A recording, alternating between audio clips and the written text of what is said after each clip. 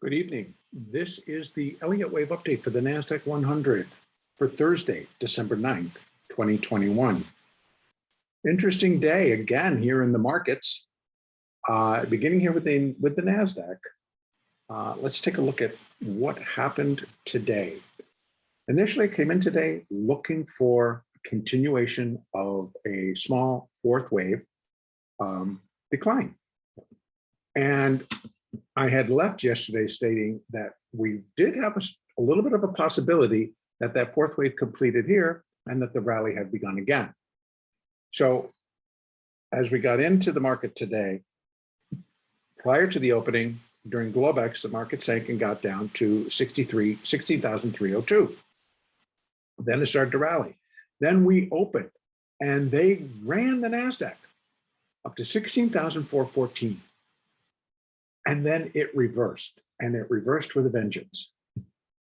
So I was thinking to myself as I'm trading this, what were they thinking? What are they doing? And I kept finding it to be a little bit strange because the other markets were not following in that strength of buying. It just seemed to be in the NASDAQ and basically in about three stocks, Apple, Facebook, and Google. And as it ended up, as I was just watching the balance of the day, those were the three stocks that they decided to focus on today and push and push and push and push. And it was interesting. And let me just show you, I'm going to open this up so that we can just see this particular wave. Come on, machine. There you go. Stay with me. There you go. So you can see this anomaly. Let me just change this into a closing. A line chart is on a closing basis. So the bar needs to close before you get a mark. It's all gone. So then we get, that's the high, that's A, that was B, and now we're coming off. 1, 2, 1, 2, 1, 2, 3. I mean, there's a whole bunch in there. But I do think I can count 5 down for a C wave. And we were holding there at that first level, which I had attempted at 16,230. I was like, well, that could be, that would be minimum. But with the strength that we're seeing in the markets, it fit. Well, it kind of played around that a little bit, went down, went back up, came back down, went back up, came back down, went up and tested it, and then just kind of declined with some strength. But it dropped below the hourly 50 for sure, but also the hourly 200. And it's now closed below the hourly 200. So we are showing some weaknesses in the market. Now, I want to take a quick look out here at the daily and see what damage it may have done with the moving averages. Because those moving averages are very well seen and used by a wide spectrum of traders. So here we have, yesterday was a little tiny doji. All that rally, and then yesterday produces a doji on the daily. So today really should not have been that much of a surprise. And to anybody who just trades off of a daily chart, that would be. But it has really just come back and it came down, cruised, I think it went through maybe the 20, which is sitting right here, and then closed back above. But it's closing right at the 8 and the 4. These are the daily. So the daily 8, the daily 4. If this now starts tomorrow lower, then it could continue to produce weakness, but I'm going to suspect that the market's going to turn back around. And that would be on the basis of how I'm looking at this an Elliott wave basis. But before I get into if this is truly going to maybe come down to this point, maybe even down to the 50% retracement at 15,000, actually about 16,000, just below. But we need almost the 16,100 needs to hold. That would be a good thing for the rally picking back up. Now, if not, if it continues to decline, it's basically going to leave a three-wave structure here. And if then I go back to the other count, and that is what it got shifted to the alternate view in favor of this becoming the preferred view. If this gets left as 3 waves up, then I would go back to this being the high, all the way up and down, right? All the different levels. This then is an intermediate level, wave A. This would be a wave B, because this would be an A, a B, and then we're getting a C wave, which will ultimately drive us below 15,538. So this whole rally would be the huge B wave, which notoriously, if you study Elliott, it's constantly told to me as a student of Elliott years ago, B waves are deceptive. B waves are the fool's gold. B waves are nonsense. B waves will make you think that the world is fine, great, or the world is coming to an end. And then it'll turn and go in the other direction at the drop of a hat. And that's pretty much what we're seeing. And tomorrow it could continue. So let's look at both sides of that coin. I'm leaving the count exactly the way it is. And if we see that all of this cashing in on your shorts and getting long now reverts back to, oh my God, I need to get out of all my longs and get short, it's going to be intense. It'll be as intense as the rally up was, the decline will be. And neither one of them took very much time. So first, let's go with the current count.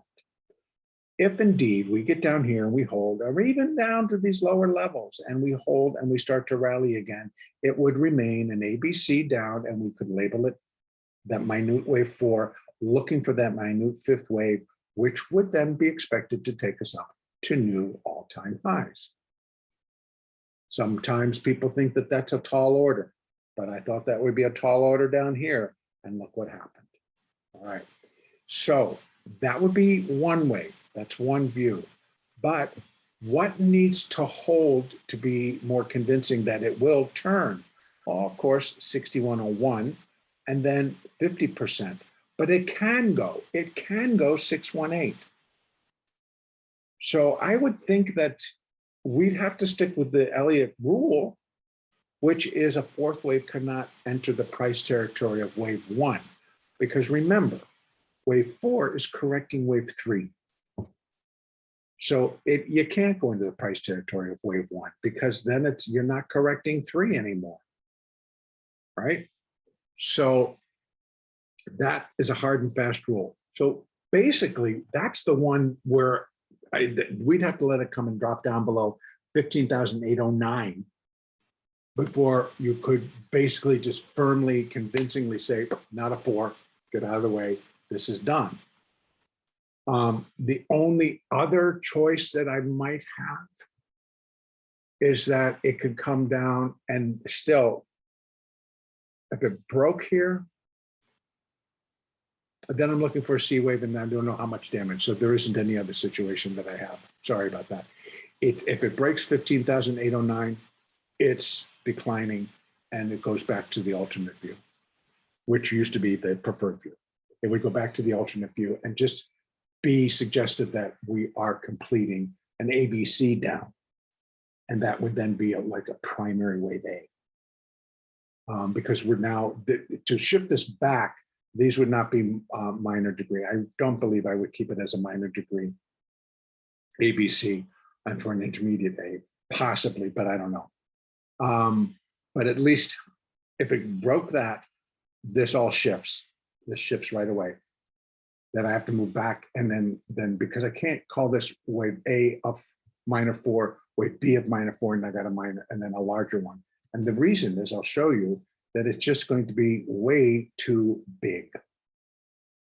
So here we have it. Actually, on the minor degree level, it would have to drop below 14,986 before we would not be able to call it a -4. But look at the size. If it comes down even below, if this is an A, a B, and a C, and we've got this below all here, these levels.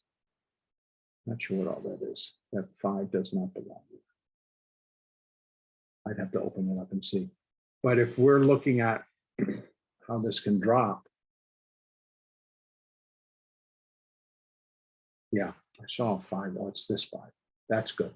If we saw that it drops, and this is an A of 4, B of 4, and C of 4, again, what we're looking at is it's like, it just does not make a whole lot of sense to me because of the size of it against reality.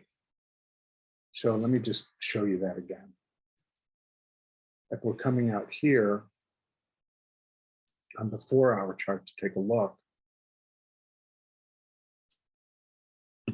there is wave 1. So this is what's being corrected on the minor degree. So this already came back pretty far, when actually that fourth wave, this fourth wave should have found its support in the fourth wave of 1 lesser degree, and that's right here. Not here, it's here. So it's already exceeded that, and if it comes down all the way, it will exceed it again and be ending up down way too far. So what I'm referring to is if this was an A and that's the B, that's going to come down in the C wave would be expected to break 15,338, 15,538, and maybe start heading down into these levels. Well, yeah, I guess I could, but it's just too deep, too big in comparison to what came before. So that would be my take.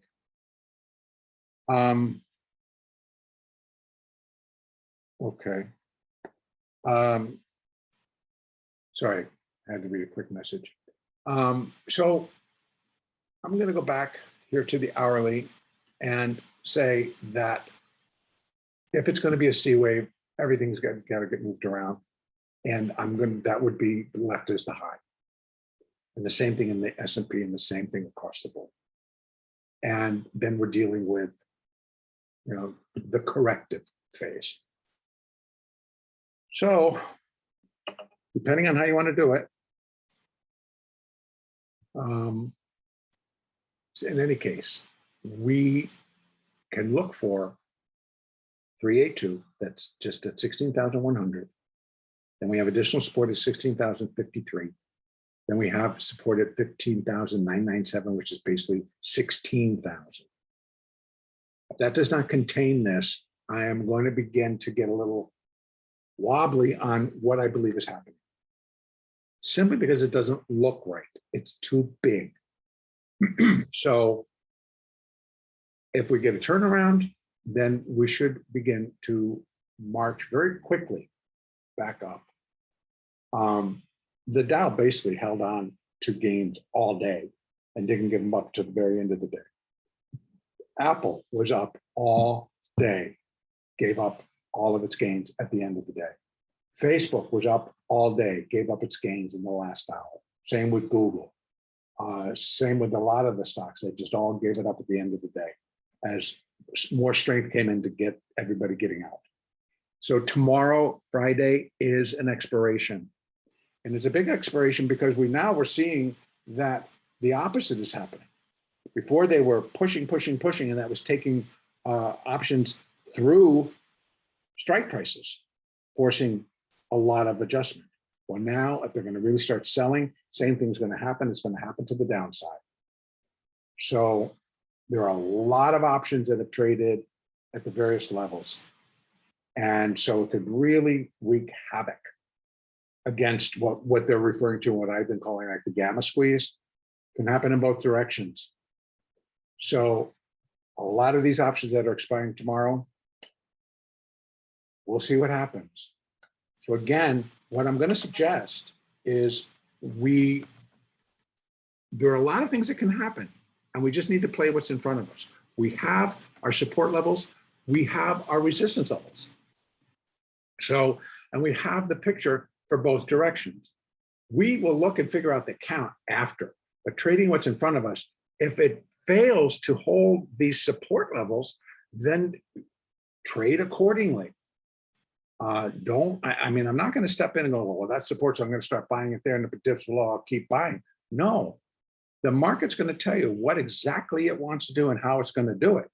So I have to rely on those signals from the market, and that comes via moving averages and how those moving averages react and are treated on not just the hourly, but on the 30 and the 15 and the 5 and the 2 and the 1, et cetera, et cetera. They will continue to guide entry and exits on trades, as well as how they're all pointing. Right now, we still have well, I'll open this up so we can take a peek inside. There's the 200, there's the 50.